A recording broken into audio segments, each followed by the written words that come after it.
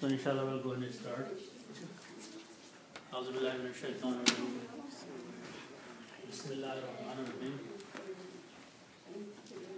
So we have been doing the early ayats of Surah Al-Baqarah, and before this we completed the ayat number up to ayat number 5. So inshallah today we will study ayat number 6 and 7. Up to the ayat number 5 in Surah Al-Baqarah, the description is about those who believed in Allah subhanahu wa ta'ala and the hereafter and other things. From this ayat number 6, Allah subhanahu wa ta'ala in Surah Al-Baqarah is talking about those people who don't believe. Okay? So this is what we are going to study, next two ayats. The first simple translation, A'udhu billahi minash shaitanir rajeem, Bismillahir-Rahmanir-Rahim, Innal ladina kafaru. Allah subhanahu wa ta'ala says that indeed those people who disbelieved, Sawa'un alayhim, it is same for them. It is equal for them. Anzartahum, if you warn them, if you give them warning. Am lam tunzirhum, or if you don't warn them, if you don't give any warning to them. Allah subhanahu wa ta'ala says, La yu'minun, they will not believe. Okay. That's the ayat number 6. And then in the next ayat, Allah subhanahu wa ta'ala explains that what is the reason that they are not believing. Okay. And the reason is, Khatam Allahu. Khatam Allahu means Allah has put a seal.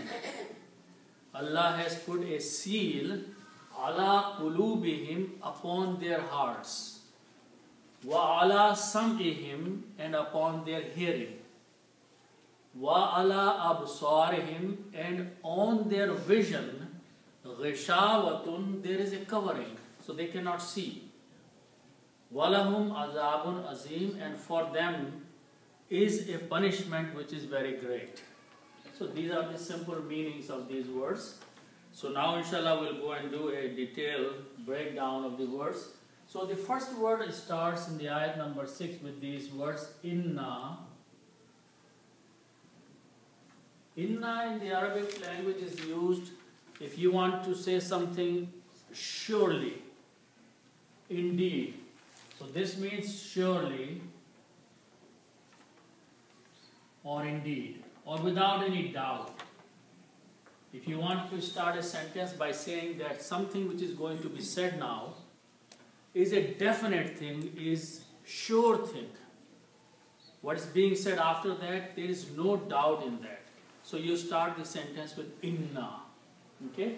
So this surely is one of the meanings for inna.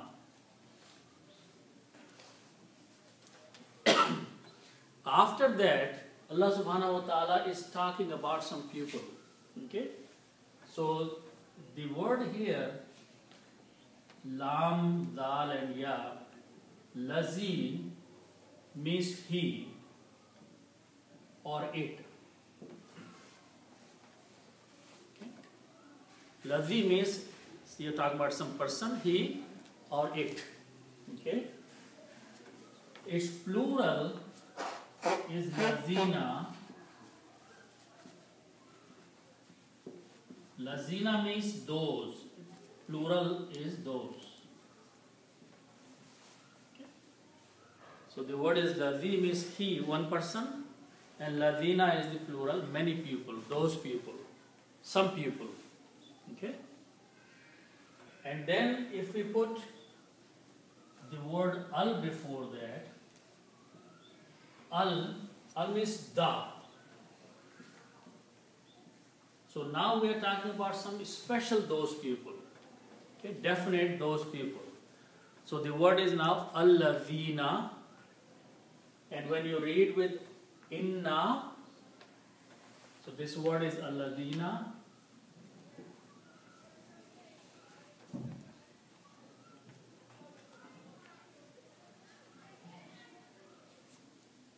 Allazina means those people. But when you read together with inna and alladhina, then you do not pronounce this alif here.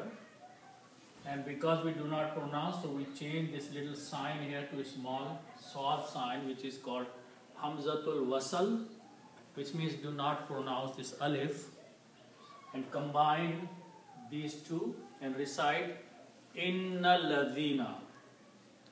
Inna ladina, indeed or surely those people. Okay? Now who are those people Allah subhanahu wa ta'ala is talking? Okay? So that is the next word. Okay? So the next word starts with these three letters, kaf, fa and ra. Kafara. Kafara means to disbelieve or to reject. Or to reject. Okay. Kaf, fa and ra means to disbelieve. In Arabic, things start with three letters. So if I combine these three letters in this way, and on each of them I put a fataha, it becomes kafara. Kafara means he disbelieved. One person who disbelieved is kafara.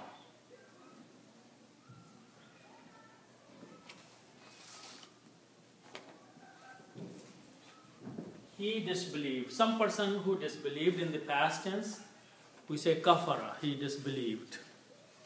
Okay? If I add a vav at the end of this word, kafa, ru, and put an alif with a circle.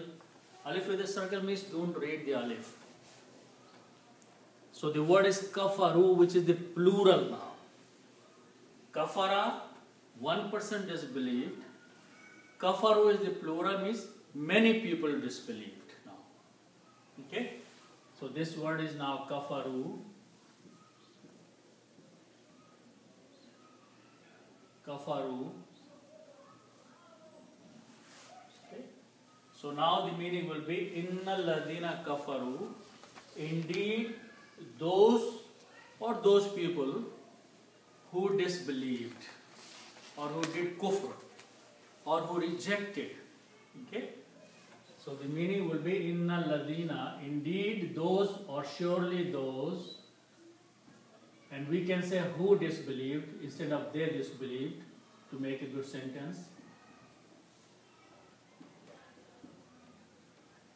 The meaning is they disbelieved, but in a sentence you can say indeed those who disbelieved. Okay? So this is the meaning of first three words. Allah subhanahu wa ta'ala is talking about the disbelievers. Allah subhanahu wa ta'ala is mentioning about those who rejected the faith, the deen of Allah subhanahu wa ta'ala. Okay? So what happens to those people? The next word is Sawa'un. Okay, let's look at that word.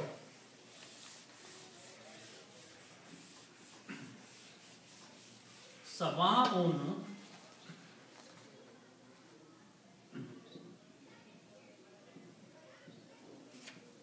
Sawa'un means same or equal. Sawa'un means same or equal. Okay? Also, one thing to notice is that in the tajweed, whenever there is a hamza, this hamza here, and if there is an alif, which is this one, before hamza, then we always recite this alif a long way and call long mad. So that's the rule.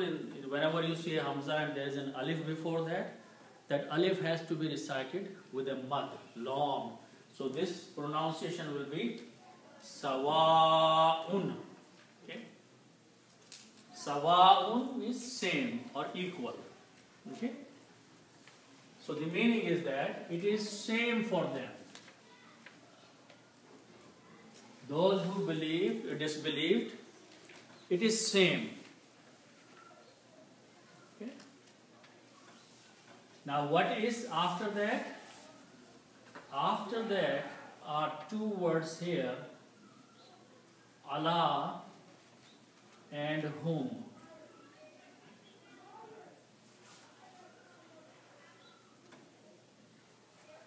Now Allah has many meanings. Allah means to, or upon, or for, depending how the sentence is created. Allah has these meanings. Okay? Whom means them.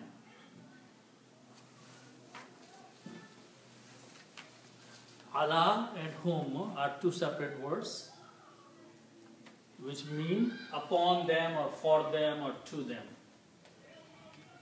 Okay? If we write these two words together, then what we do, this ya can be written like this. Okay? So it will be alai. Okay? And then this word after that is whom. This word whom. Now in the tajweed, in the recitation, when we combine these, we do not pronounce this dhamma here, but we pronounce a kasra. So it is pronounced as alayhim. But in there you put the dhamma. It's kasra. Yeah. Oh, kasra. No, it's in the. Oh, yeah, okay. So it's the kasra, right?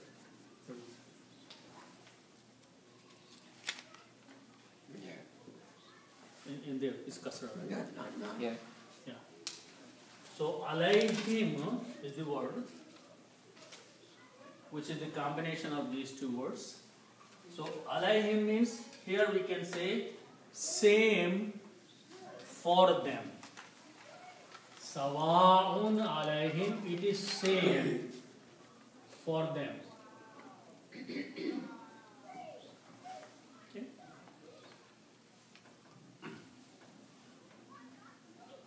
It is same for them.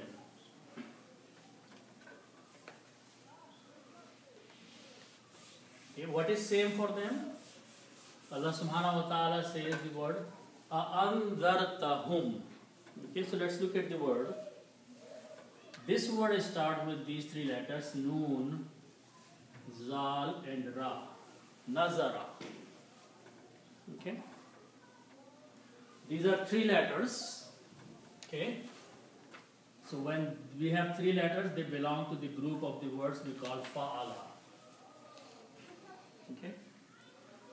And if we add one more letter, alif in the beginning, it is called af'ala. So this word will become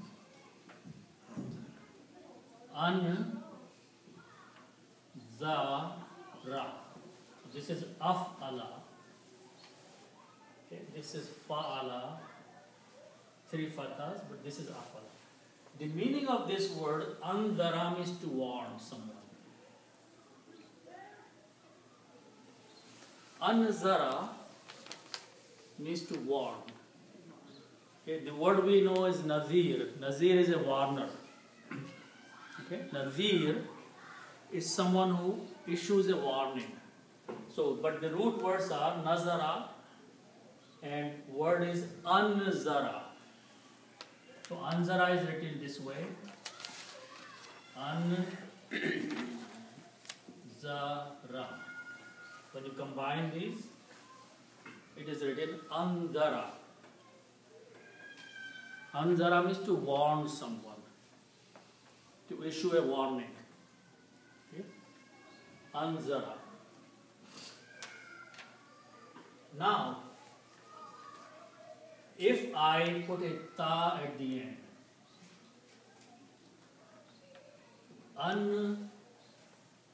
anzarta, and if I pronounce this way, if I make little change here and pronounce as anzarta. Okay. Now, if we know remember the rule of the grammar, if we have these three letters, fa'ala, which means to do, And if we put a ta at the end, fa'al ta, fa'alta, fa'alta means you did. That's how we make the grammar of the past tense, second person. If you put a ta at the end of three letters, the pronunciation will be fa'alta. The meaning of the fa'alta is that you, one person, and the past tense, you did. Okay? One person did. So this is a single person, one. As means single person. Fa'alta. Okay? That's what I did there. The word was anzara. I put a ta, so it becomes anzarta, just like fa'alta. So the meaning of this will be you warned.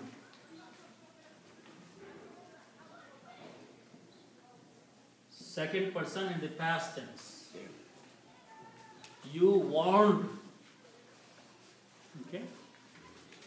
Or you gave a warning. In the past tense, you issued a warning. Anzarta. Okay? Now, if the whom means them.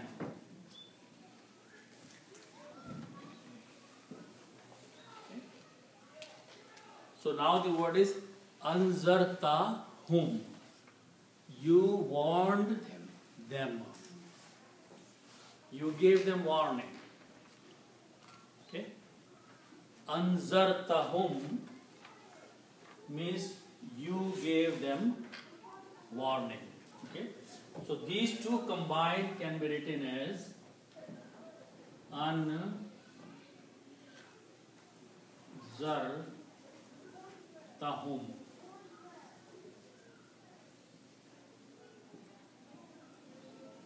Anzartahum.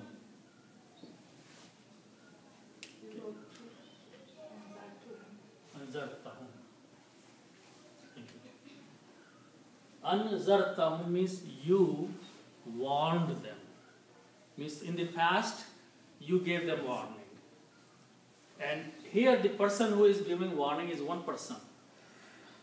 Because this is the grammar of single person. Okay? The people who are receiving are plural. Whom means plural, them or they. Okay?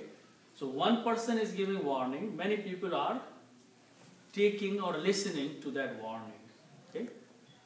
So now, first of all, in this ayat, the Quran is being revealed to Prophet ﷺ. So Allah subhanahu wa ta'ala is addressing him in this ayat, saying, you, the Prophet, okay, you warned them. Who are them? The people who are not believing. The people who are doing kufr. Okay? So Allah subhanahu wa ta'ala is saying to the Prophet sallallahu alaihi wasallam that those people who disbelieved, you did warn them in the past. Okay? So that is anzarta. Okay? Now, you warn them. So meaning is you warn them. Okay? Now, there is this one more thing. Hamza with a fataha. Okay?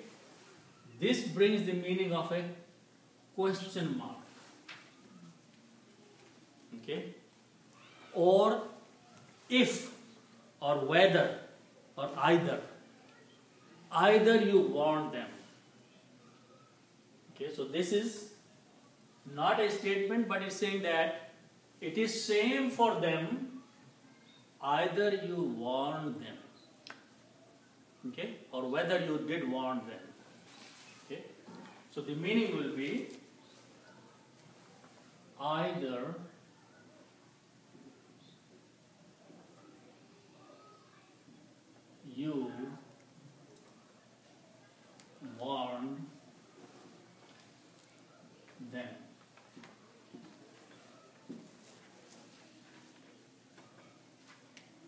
Anzartahum now is one word.